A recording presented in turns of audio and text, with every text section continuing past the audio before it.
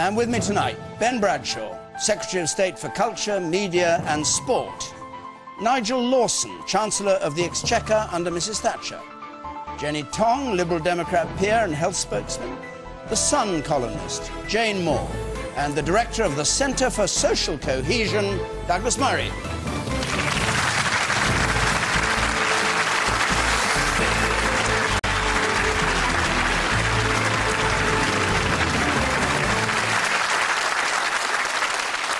Good, thanks very much. Let's get cracking. You remember the panel haven't seen the questions, so the first one comes to them as a surprise from John Morris, please.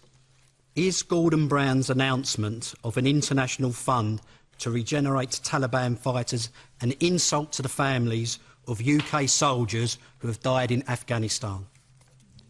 An insult to the families of soldiers who've died. Jane Moore. I think it depends entirely on the family involved. I think some families will find it deeply offensive. I think some families will say, well, I didn't want my son or daughter to have died in vain, and maybe if the powers that be have decided that this is the only way forward, then this is what we have to look at. I think that's a very personal way of looking at it. I think generally as a whole, if you broaden the question and talk about the British taxpayer, when I looked at Gordon Brown making these very sort of largesse statements and behaving like a sort of a world statesman, if you like, I just kept thinking, what's happening in this country? The same day that this was announced, we had 2 million of our own pensioners that are now in poverty. We have 3 million people, if not more, in debt, and those are just the ones that are asking for advice. We are financially crippled in this country, so to see that we're suddenly now saying, well, a squillion to you for this and a squillion to you for that, I find galling in the extreme. So are you against paying Taliban fighters to come over to the side of the Allies? You yes, are absolutely. I am. Leave things as they are. Totally. Yes. Okay.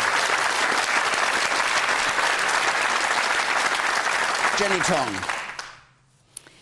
We have got to do something about Afghanistan. There has got to be decisions made. Otherwise, many, many, many more British soldiers over not 1 decade, but probably 2 decades are going to lose their lives, together with many more soldiers. So, I mean, we have to do something about it.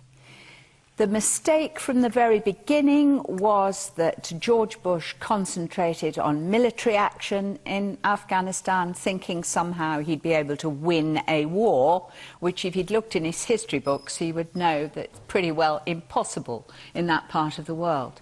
And I remember there was pledges of lots of money. I don't know how many squillions, Jane, but there's certainly pledges of lots of money in 2001 and onwards for redeveloping So what about this proposal today at the conference on Afghanistan? This proposal is an attempt to claw back those young men who've gone to the Taliban because they are their only source of income. If you join the Taliban, they will probably pay you money and they will give you a uniform, and what's more important in Afghanistan, they will feed you. That is often why all over Africa young people join rebel armies and take up arms. It is so that they get food and a way of living. So you're in favour? I think that this probably is a measure that will help. I don't know whether it will help completely, but it has to go along with massive redevelopment in Afghanistan and less emphasis on military action. Douglas Murray. Well, it's a very difficult issue. What the Allied forces, the NATO forces, are trying to do through this technique is to pretty much replicate what happened in Iraq, that brought Iraq from the brink of civil war to the pretty much stabilized country it currently is. And that's the following. In Iraq, it was the so-called Sunni awakening, where the Allies managed to hive off those people who were paid insurgents, who were, as it were, not ideological militants, and to bring those people away from the ideological militants. That's the same technique that's now being suggested in Afghanistan, that those people who've joined the Taliban for non-ideological reasons can be hived away from the ideological Taliban. Now, that's not going to be a swift tactic. It's not going to show success necessarily fast, but if what happened in Iraq is replicated, it will be successful in the long term. And even if these people have been blowing up British soldiers, at the roadside, you wouldn't object to them receiving money to stop fighting? Well, I object to it very much, but Well, I also know that as a is. pragmatist on these issues, we have to also look at what we can do to bring Afghanistan back to some kind of state of normality, and it's not easy, and anyone who tells you it is fooling you. Let's hear from some members of the audience. Quite a lot of people with their hands up. The woman here in red and white at the front. For Jenny's response, do you not think it's more important with the current economic climate? We've been borrowing money from other countries because of the amount of debt we're in. Do you not feel Gordon Brown should concentrate on getting this country back into order so that us that have been unemployed for over a year that cannot get a job because there are no jobs, we can get back into some kind of order than getting money and giving it to other countries, look closer to home. OK, you think the money's being wasted, in other words? It needs to be back in England. England has got such a problem right now. And we're in the recession. How are we going to get out of it if we just give money to other countries all the time? Ben Bradshaw.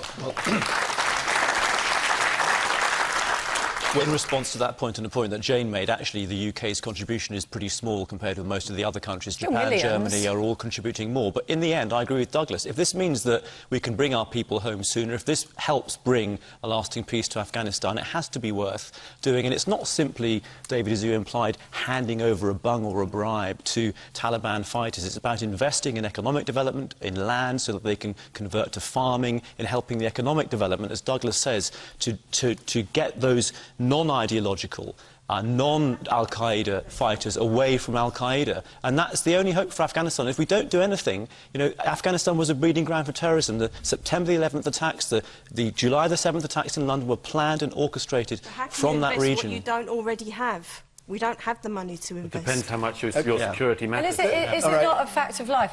There is always going to be terrorism. There is always going to be terror. Oh, you can't eradicate it. In Afghanistan, you mean? Anywhere in the world, there will always be terrorism.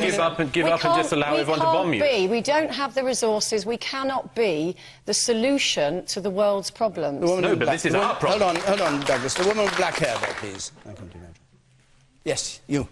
I think it's absolutely appalling that the British people and the taxpayers of this country are actually asked to pay for the Taliban, for them to have houses, for us to pay for them to get jobs, when they're actually over there killing our sons and our daughters. Terrorism pays. That is actually, for the government to want us in this country to do that, that's an insult to the people, to the families who actually lost their children, and to the British taxpayer in this country.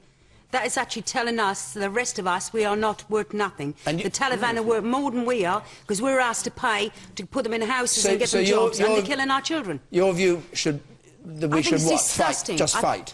I think, to be quite honest with you, our boys shouldn't be there anyway, but they are there, so there's nothing we can do about it at this present moment. But now to ask us to pay for houses and jobs for the Taliban, to get them down from the mountains, to stop shooting the British soldiers, is absolutely appalling. It shows you what's happening to this country. Nigel Lawson. I must say this somewhat reminds me, this episode, of the old Arab story, a rather cynical one. Which is it better to be, a friend of the British or an enemy of the British? And the answer is better to be an enemy of the British, but if you're an enemy, they buy you. If you're a friend, they sell you. This does represent, at the very least, a beginning of a change of policy. It's not right, but a change of policy is badly needed. The whole idea of sorting out Afghanistan, the British tried to do it in the pomp of the empire in the late 19th century. Couldn't do it. The Russians tried to do it when they were quite powerful. They couldn't do it. It is a complete nonsense. And what we need to do is to keep our eye on the ball. The ball is not nation building in Afghanistan, bringing democracy to Afghanistan. That's their business, if they want that or not. Absolutely. Propping up a totally corrupt regime in Afghanistan, which is what it is. Our focus should be Al-Qaeda and other forms of Islamic terrorism. And the question should be, what is the best way of fighting that? Changing Afghanistan, when then they go to Pakistan or they go to Yemen and go to both, is crazy. It is costing an awful lot of money, far too much, and an awful lot of unnecessary lives among our boys there. But what would your strategy? I would have a strategy. Say, go back to the drawing board. How are we going to reduce the